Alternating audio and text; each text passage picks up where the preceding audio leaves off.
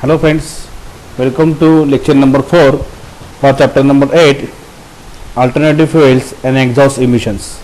So in previous 3 lectures we discussed the alternative fuels and their requirements as well as suitability of the alternative fuels for SI engine as well as for CI engine.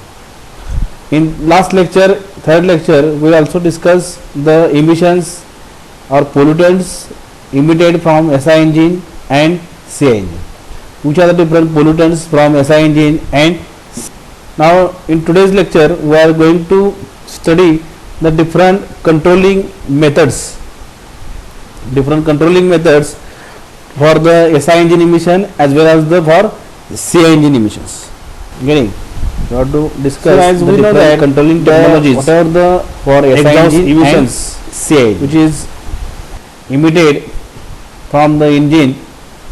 To control these emissions, first we have to understand the emissions, these pollutants which come from first, that is the particulates, which are the solid particles of carbon soot and fuel additives that blow out of the tailpipe. It is a visible one, it is a suspended in atmosphere.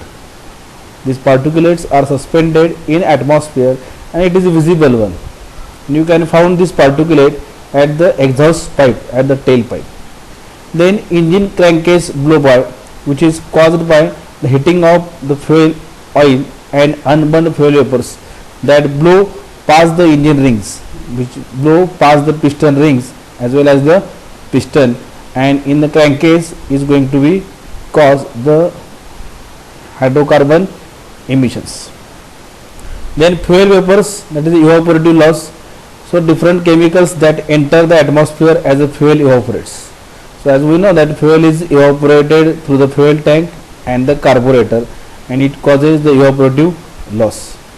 Then engine exhaust gas, that is a very harmful chemical that are produced inside the combustion chamber and are blow out at the tailpipe.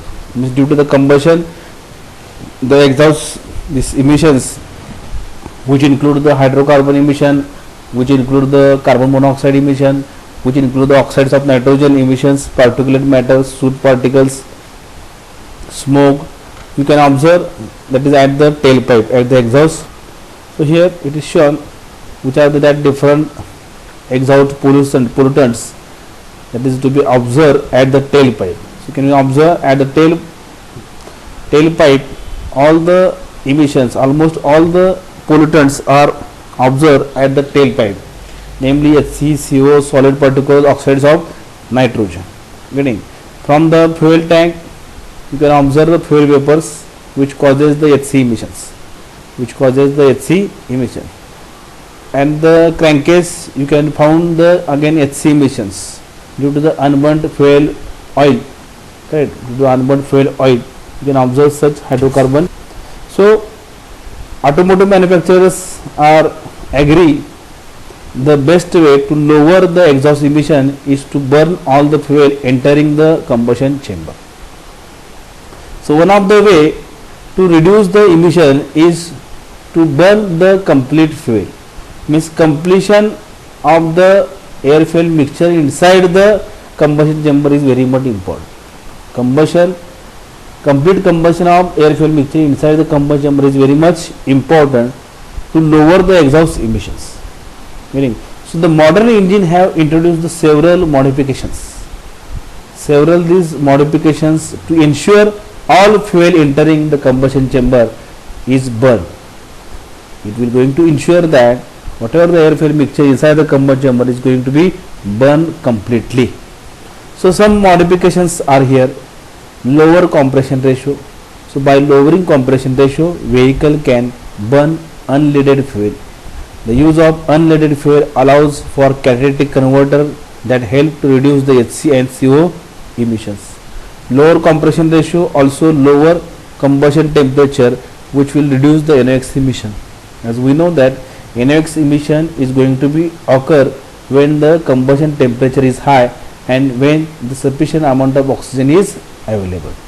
So once the lower compression ratio, that will ensures the lower combustion temperature. and in that way it reduces the NOx emission.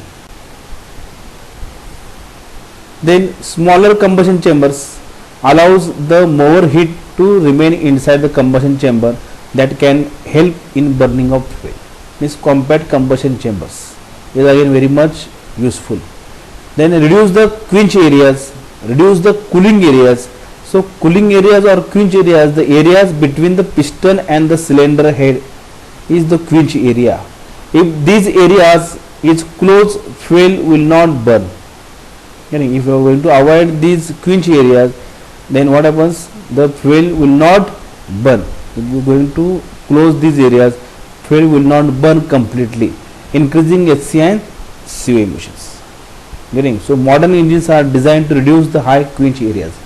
So we have to reduce these quench areas. We have to avoid such a cooling areas. Then decrease the wall overlap. So what is wall overlap? So wall overlap is period during which the exhaust and inlet wall remains open at the same time. Both walls are remain at the same time. If we are going to decrease this wall overlap is used, then decrease in exhaust emissions. So wall overlap should be minimum. A larger wall overlap increases the power. It increases the power, but it dilutes the incoming air fuel mixture. Getting it diluting the incoming air fuel mixture and requires the rich air fuel mixture at lower engine speed. Therefore, increasing HC and CO emissions. So decrease in wall overlap is. So there are several different ways to control the emission in the modern vehicles. So the new technology is day by day it is arriving, and by using these new technologies one can control the emission in the. So first we have discussed the thermal reactor. That is also the one method to control the emission, that is thermal reactor. So if you see the figure in the thermal reactor, the engine here, engine is there. So engine exhaust is connected with the thermal reactor. If you see here, it is connected with the thermal reactor. So this thermal reactor is a chamber in the exhaust system. So if you see, engine exhaust is connected with the thermal reactor. So this thermal reactor is a chamber in the exhaust system designed to provide sufficient residence time. Sufficient time is available. It provides sufficient time to allow the appreciable homogeneous oxidation of HC and CO at the engine exhaust. So as we know that in the engine exhaust HC and CO emissions is there. So these HC and CO emissions are to be come in this thermal reactor, in this chamber, and here the sufficient time is to be provided. Sufficient time is provided for oxidation of these HC and CO emissions. So in order to improve the CO conversion efficiency, the exhaust temperature is increased by spark retard. Exhaust temperature is increased by spark retard so that the conversion efficiency of CO will be increases. So in this way the engine exhaust is connected with thermal reactor. It is connected with thermal reactor and here the thermal reactor provides the sufficient residence time for the HC and CO oxidations.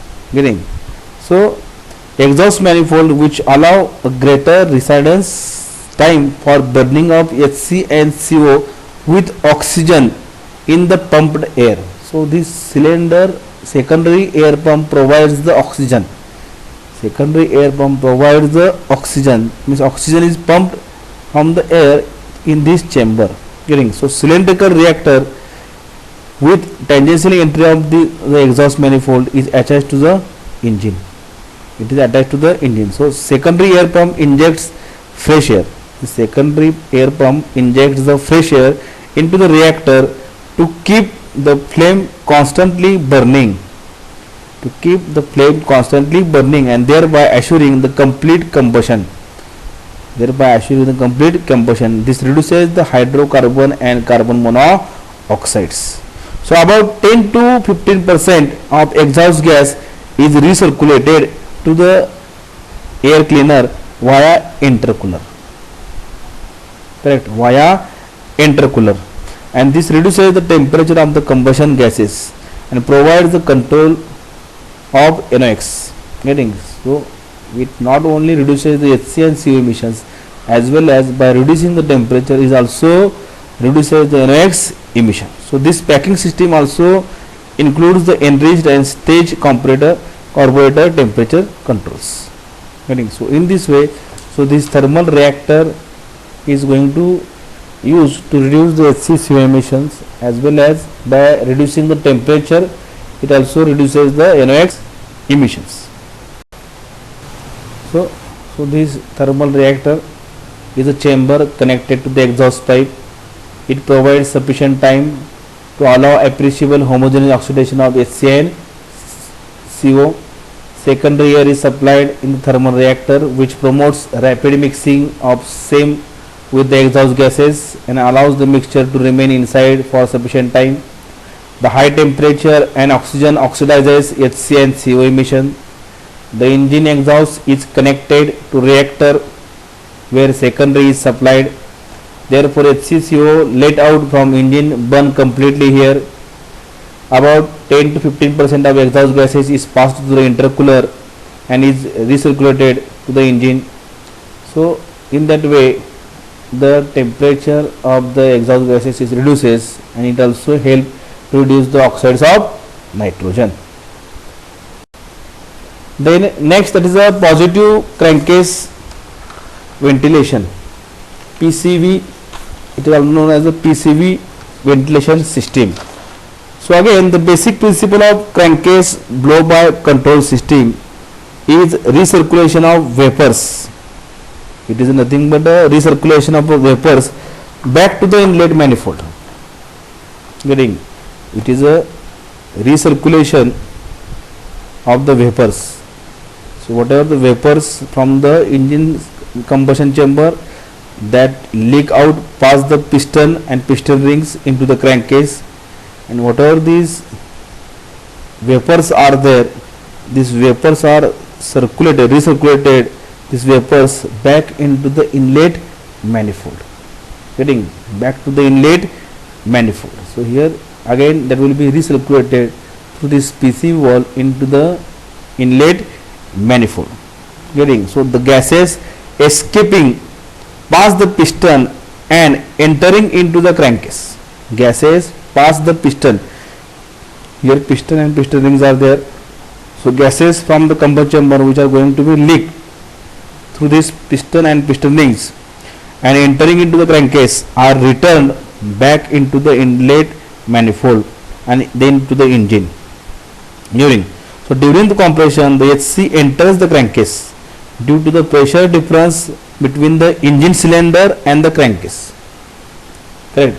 Due to pressure difference between the engine cylinder and crankcase. So there is in crankcase small vacuum is there, and in the engine cylinder high pressure is there, and the HC from crankcase is taken back into the intake manifold during the expansion stroke.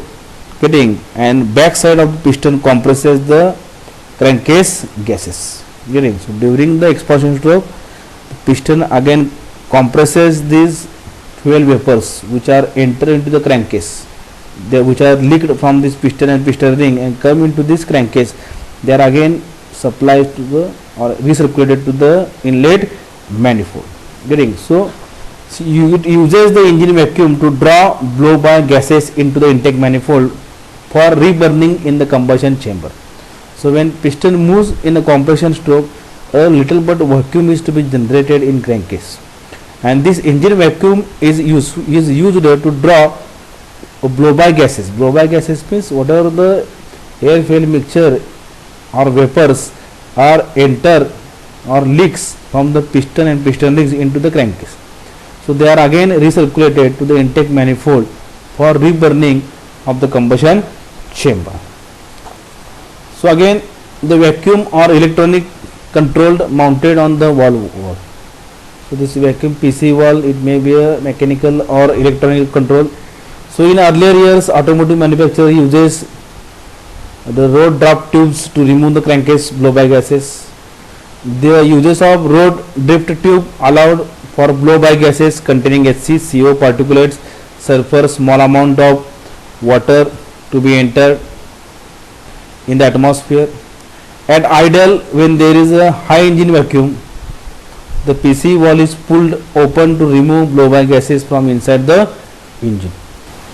So if you see here how the gases or these fuel vapors are to be leaked behind the piston or past the pistons. So crevices, that is known as the crevices.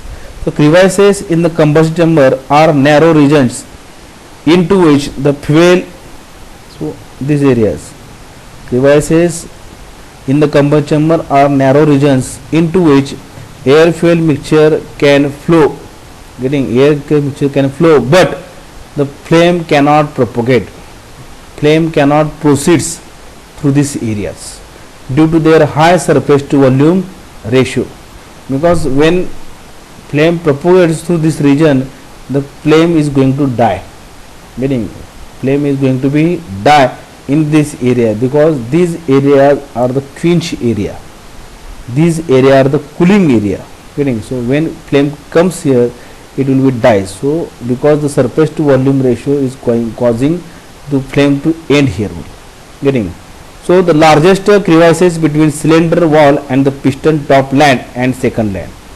So if you see here crevices, this is a land, top land, second land. Likewise, such a crevices area is available in between the piston and the cylinder wall. So also there are other crevices present. For example, the gasket between the cylinder head and the block. So there also such areas are available.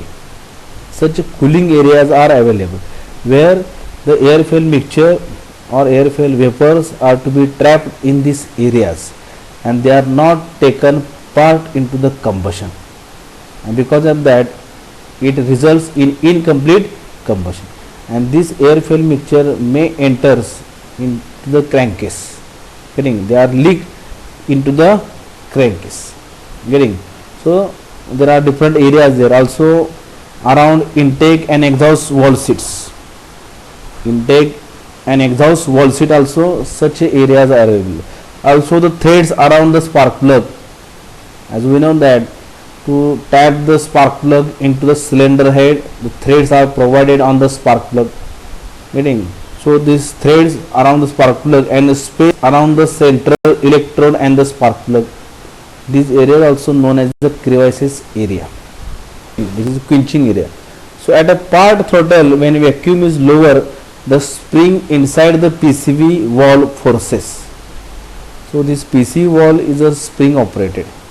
So it will be operate on the vacuum, whether vacuum is less or more, accordingly it will going to be open. So when engine vacuum is high, PCV valve plunger is nearly closed. So when engine vacuum is low, plunger opens, allowing exhaust gases into the engine, so again it is going to recirculate the whatever the fuel vapors in the crankcase into the again engine cylinder. So this system gives two benefits: atmospheric pollution by blow by becomes negligible, because these HC vapors or this air fuel mixture vapors are again take part into the combustion, and by that way it reduces the pollution.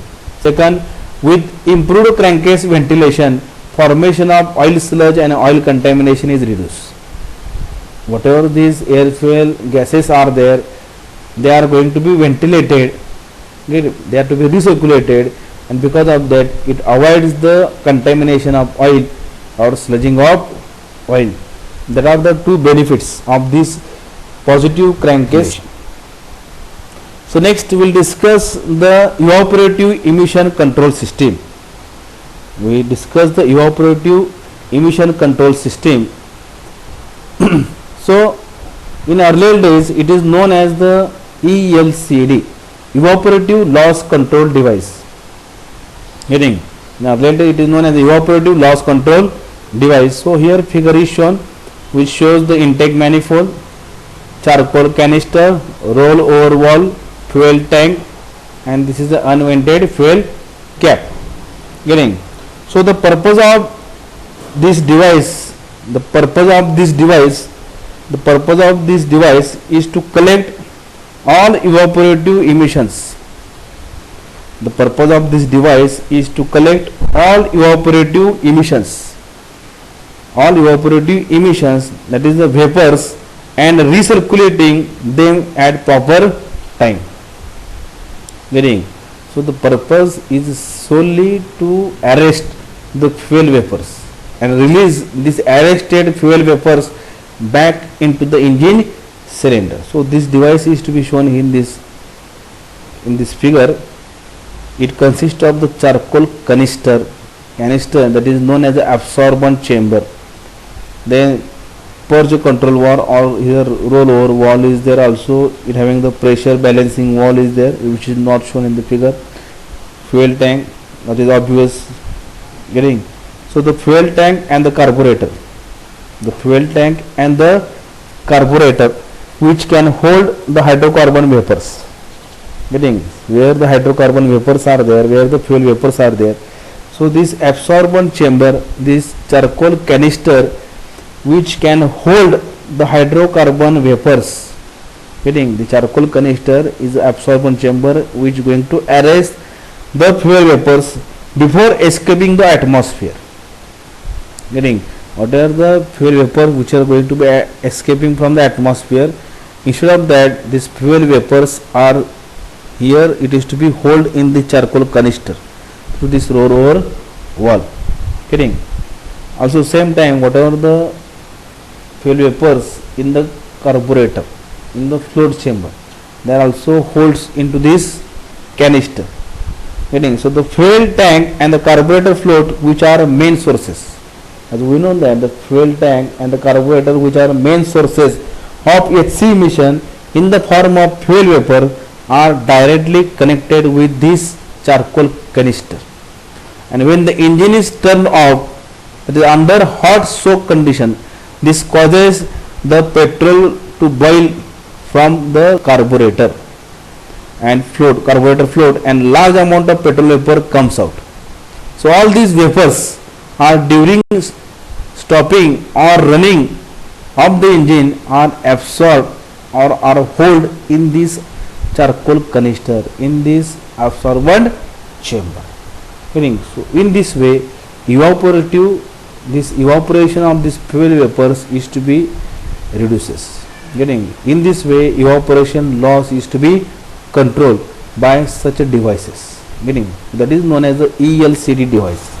So in this case also it is shown on the one figure, that is a electronic control is there, purge valve is there, fuel tank, charcoal canister. Again it is to be supplied to the engine. So EVAP system prevents hydrocarbon in the form of fuel vapors, correct, from entering the atmosphere even when vehicle is not running. This device aims at controlling all evaporative emissions by capturing air or fuel vapors and recirculating them at appropriate time. An EVAP system is considered a closed system. EVAP system is a closed system. Fuel vapors are stored in charcoal canister. Fuel vapors are arrested or held in charcoal canister, which is the absorbent chamber, when the engine is off.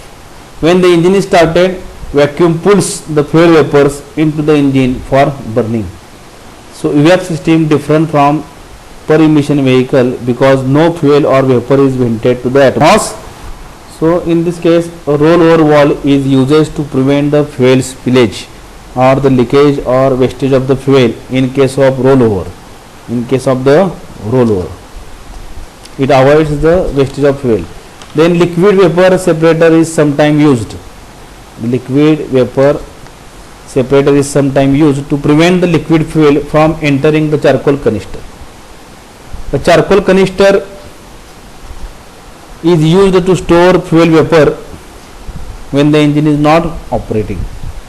So most modern vehicles electrically control the evap system to ensure a clean burning engine. So evap system uses purge lines to connect the fuel tank to the charcoal canister and the intake manifold. Getting?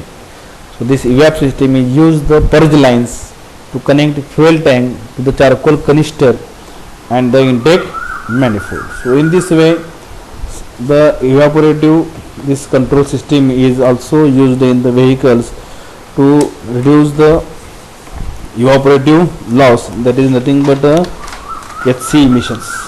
Getting? Now next will be the exhaust gas recirculation. So again it is very important regarding the exam point of view. Exhaust gas recirculation or EGR system has two important jobs. One, the recirculation system is used to burn unburned gases, HC and CO emissions, that is the HC and CO pollutants. By recirculation of unburned gases, lower emission can be achieved. Getting? So recirculation system is used to burn these HC and CO, that is the gases. Getting?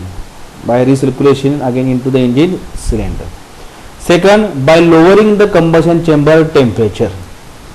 So by lowering the combustion chamber temperature, it reduces the NOx emission. As we know that NOx emission is occur when the combustion temperature is higher and oxygen is available. In that case, NOx emission is to be higher. So in this case, EGR system avoids the NOx emission by lowering the combustion temperature. So exhaust gas recirculation refers to introduction of exhaust gas into the engine along with fresh air fuel mixture or inlet air. Heading. So EGR refers to introduction of exhaust gas into the engine. Heading. So exhaust gases are again recirculated. Getting? They are again take part into the combustion into the engine cylinder with the fresh air fuel mixture or inlet air. Maybe that is depending upon the SI engine or CI engine. Therefore, there are two types of EGR, namely internal and external EGR. Internal EGR is achieved by increasing the wall overlap. Getting? If we are going to increase the wall overlap, again what happens? The exhaust gases which are going to be escapes from the exhaust wall that may remain inside the engine cylinder, because poor scavenging is there in that case by increasing the wall overlap, which results in the poor scavenging of the cylinder, which increases the residual gases contained in the engine cylinder, and by that way it going to dilute the fresh air fuel mixture or air. So this is known as the internal EGR. External EGR is achieved by introduction of exhaust gases. Introduction of exhaust gases from the exhaust system into the intake system. That is known as external EGR. Getting? So the heat capacity of the exhaust gas is higher than the air as it contains significant amount of CO2 and water vapors.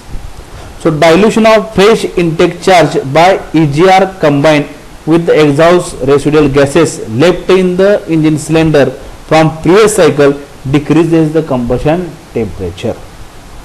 Getting? It decreases the combustion temperature. So burn gases further reduce due to the lower combustion rates, resulting with addition of exhaust gas into the intake charge.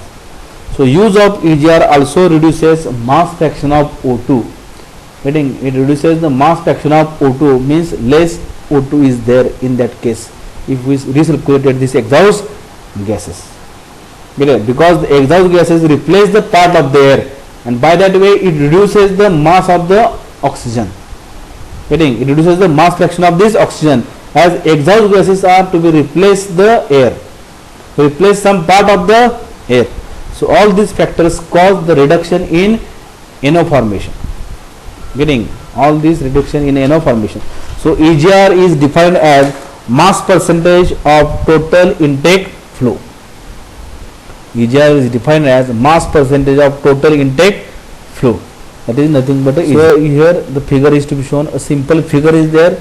So if you see the figure, engine cylinder, these circles shows the engine cylinder. Here the intake system is there, here the exhaust system is there. This is the exhaust manifold, intake manifolds or intake system. So here it shows the exhaust gas recirculation system. So this is a typical layout of the exhaust gas recirculation system for a carburetor or single point injection system. So a small fraction of exhaust gases, here a small fraction of exhaust gases directly from an exhaust system or exhaust tapping, a small fraction of these exhaust gases are directly fed, you see here, through this pipe is directly fed to the intake system. They are to be fed to the intake system via an EGR control valve. Getting? So small fraction of exhaust gases are fed to the intake system via these EGR controlled valve. Getting? So to increase the reduction in NOx, getting? To increase the reduction in NOx, recirculated exhaust gas may be cooled. Getting? This recirculated gas may be cooled. So function of EGR valve is, so function of this EGR valve is to meter or to control the exhaust gas depending on the engine operating conditions. Getting? It will control or meter the exhaust gas depending on the engine operating conditions. Getting? So the intake manifold pressure may be used to control the EGR rate. Getting? So this EGR valve is to be operated on the intake manifold pressure. Getting? So that is the engine operating conditions. So engine operating conditions is going to control or meter the EGR valve, and that by that way EGR valve is going to meter or control the exhaust gases. Getting? It going to meter the exhaust gases to be enter into the intake manifold. Getting? So vacuum control, the EGR valves have, so this EGR valve is a vacuum control. Vacuum control means that is the engine intake manifold pressure, that will nothing but a vacuum. This EGR valve is to be operated on this vacuum. So the intake manifold pressure may be used to control the EGR rate. So vacuum control EGR valve have spring loaded diaphragm. So it is a, here spring is shown, this is the diaphragm, spring loaded diaphragm with chamber above diaphragm. Chamber above diaphragm is connected to the vacuum port. It is connected to the vacuum port through the throttle body. Correct? Through the throttle body. So when there is no vacuum, when there is no vacuum in this intake manifold system, what happens for such as when engine is idling? Get it? When engine is idling, the vacuum is less. So the spring pushes the diaphragm down. This spring pushes the diaphragm down, closing the passage of the tapped exhaust gas and preventing its recirculation. Getting? So it will push this diaphragm, spring will going to push this diaphragm, and thereby it avoids the entry of these exhaust gases into the intake manifold during the idling condition when pressure is less. Getting? So when there is no vacuum is there. So as throttle is open, so as this throttle is open and it moves past the vacuum port, the intake manifold vacuum. So this here vacuum is generated, and this vacuum is communication with the EGR valve, and again in the EGR valve spring is going to pull the diaphragm, and thereby it opens the valve. And as throttle is open, it moves past the vacuum port, and the intake manifold vacuum is communicated through the port to the EGR valve. It lifts the diaphragm.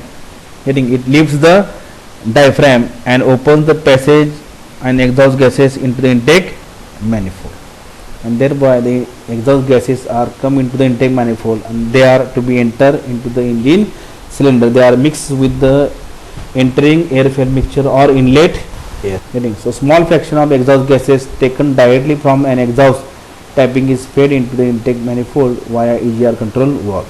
So to increase the reduction in NOx, recirculated exhaust gases may be cooled.